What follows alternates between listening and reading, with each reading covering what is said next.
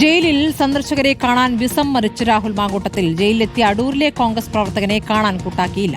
അതേസമയം രാഹുൽ മാങ്കൂട്ടത്തിനായി പള്ളിയിലും ക്ഷേത്രത്തിലും വഴിപാടും നേർച്ചകളുമായി യൂത്ത് കോൺഗ്രസിന്റെ പത്തനംതിട്ട ജില്ലാ ജനറൽ സെക്രട്ടറി നന്നൂർ ദേവി ക്ഷേത്രത്തിൽ ശത്രുസംഹാര പൂജയും ഭാഗ്യസൂക്താർച്ചനയും നടത്തിയിട്ടുണ്ട്. പുതുപ്പള്ളി പള്ളിയിൽ മുന്നുമേൽ കുർബാനയും നേർന്നിട്ടുണ്ട്. യുവനേതാവെന്ന നിലയിലാണ്, കാരണം കോൺഗ്രസിൽ നിന്ന് പുറത്താക്കിയതാണ്. എന്നിരുന്നാലും വളർന്നു വരുന്ന ഒരു നേതാവിനെ തേജോവധം ചെയ്യുന്ന രീതിയിലാണ് ഇപ്പോൾ സമീപനങ്ങൾ. കാരണം രാഷ്ട്രീയപരമായിട്ടും രാഷ്ട്രീയ എതിരാളികളും അതുപോലെ തന്നെ സോഷ്യൽ മീഡിയയിലും തുറക്കാൻ പറ്റാത്ത രാഹുലിനെ കുറ്റം പറഞ്ഞുകൊണ്ട് മാത്രം മുന്നോട്ട് പോകുന്ന ഒരു സമീപനമാണ് കാണുന്നത്. രാഷ്ട്രീയപരമായിട്ടല്ല, വ്യക്തിപരമായുള്ള കാര്യമാണ് ഇപ്പോൾ ചെയ്തിരിക്കുന്നത്. രാഹുലിന്റെ കസ്റ്റഡി അപേക്ഷയും ജാമ്യാപേക്ഷയും ഉച്ചയ്ക്ക് 3 മണിക്ക് തിരുവല്ല കോടതി പരിഗണിക്കും.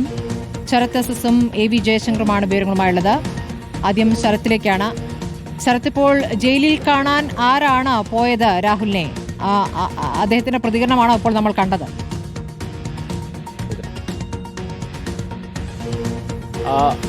സ്മൃതി, അദ്ദേഹത്തിന്റെ പ്രതികരണമല്ല. അദ്ദേഹം പ്രതികരിക്കാൻ തയ്യാറായിട്ടില്ല. അദ്ദേഹം അടൂരിലെ ഒരു കോൺഗ്രസ് പ്രവർത്തകനും ഒപ്പം രാഹുലിന്റെ അയൽവാസിയുമാണ്. ശിവദാസൻ എന്നുള്ളതാണ് അദ്ദേഹത്തിന്റെ പേര്.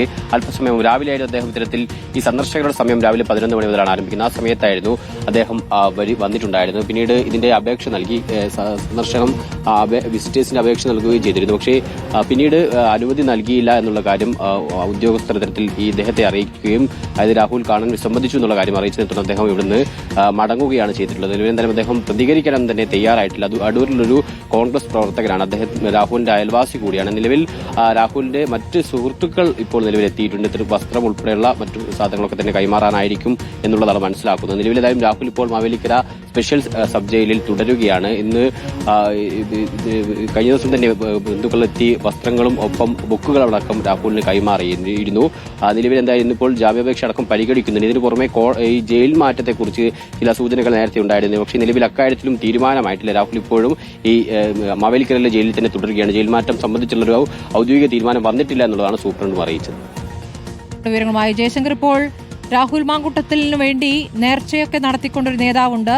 ഇപ്പോൾ ആരാണ് ഇയാൾ? ഇതിപ്പോൾ ഒറ്റയ്ക്കൊറ്റയ്ക്കുള്ള ചില പ്രതികരണങ്ങൾ കാണുന്നു. പാർട്ടി കടുത്ത നിലപാടെടുക്കുകയും പാർട്ടിയിൽ നിന്ന് പുറത്താക്കുകയും ചെയ്ത ആൾക്ക് വേണ്ടി പരസ്യമായി പ്രതികരണം നടത്താൻ പോലും ധൈര്യപ്പെടുകയാണ് ഇപ്പോൾ യൂത്ത് കോൺഗ്രസിലെ ചിലരെങ്കിലും.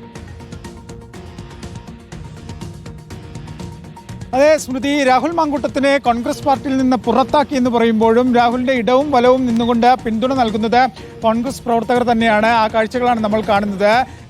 നമ്മൾ കുറച്ചു മുമ്പ് കണ്ട യൂത്ത് കോൺഗ്രസിന്റെ പത്തനംതിട്ട ജില്ലാ ജനറൽ സെക്രട്ടറി റിജോ ഇത്തരത്തിൽ തന്നെയാണ് കഴിഞ്ഞ ദിവസം ക്ഷേത്രത്തിൽ വഴിപാട് കഴിക്കുകയും പള്ളിയിലൊക്കെ വഴിപാട് നടത്തുകയൊക്കെ ചെയ്ത് രാഹുലിന് അനുകൂലമായി.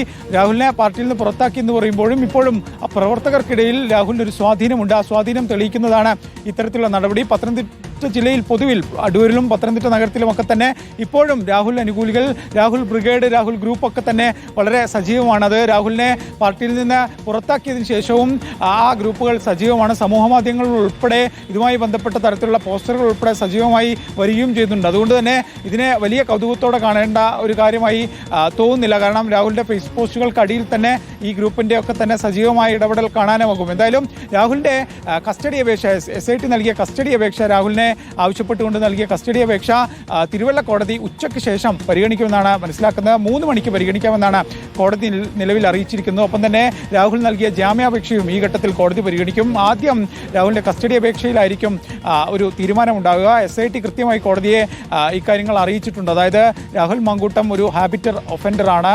അതുപോലെ തന്നെ രാഹുൽ മാങ്കൂട്ടത്തെ കസ്റ്റഡിയിൽ വാങ്ങി ചോദ്യം ചെയ്യേണ്ട ഒരു സാഹചര്യം നിലവിലുണ്ട്. വിശദമായി പലയിടങ്ങളിൽ പല ജില്ലകളിൽ 3-ൽ കൂടുതൽ ജില്ലകളിൽ കൊണ്ടുപോയി തെളിവെടുപ്പ് ഉൾപ്പെടെ നടത്തേണ്ട സാഹചര്യമുണ്ട്. അതുകൊണ്ട് തന്നെ രാഹുലിനെ അടിയന്തരമായി കസ്റ്റഡിയിൽ വേണം. ഒപ്പം തന്നെ രാഹുലിന്റെ മൊബൈൽ ഫോൺ ശാസ്ത്രീയ പരിശോധനയ്ക്ക് അയക്കാനുള്ളൊരു നടപടി പോലീസ് ആരംഭിച്ചിട്ടുണ്ട്. ഐഫോൺ സാങ്കേതികവിദ്യയുമായി ബന്ധപ്പെട്ട ചില പരിമിതികൾ കേരള പോലീസിനുണ്ട്. അതുകൊണ്ട് തന്നെ ഫോണിന്റെ പാസ്വേഡ് ഉൾപ്പെടെ പൊട്ടിക്കാൻ ഇതുവരെ പോലീസ് സാധിച്ചിട്ടില്ല. സൈബർ വിദഗ്ധരെ ഉപയോഗിച്ചുകൊണ്ട് ഈ ഫോൺ തുറക്കാനുള്ള ശ്രമമാണ് നിലവിൽ കേരള പോലീസ് എന്തായാലും നടത്തിക്കൊണ്ടിരിക്കുന്നത്. ഉച്ചയ്ക്ക് ശേഷം തിരുവല്ല കോടതി ഇതുമായി ബന്ധപ്പെട്ട് രാഹുലിനെ SIT കസ്റ്റഡിയിൽ വിടണോ അതോ ജാമ്യത്തിൽ വിടണോ എന്നുള്ള കാര്യത്തിലൊക്കെ ഒരു തീരുമാനം പറയും. 3 മണിക്കാണ് ഈ കേസ് ഇനി വീണ്ടും പരിഗണിക്കുക.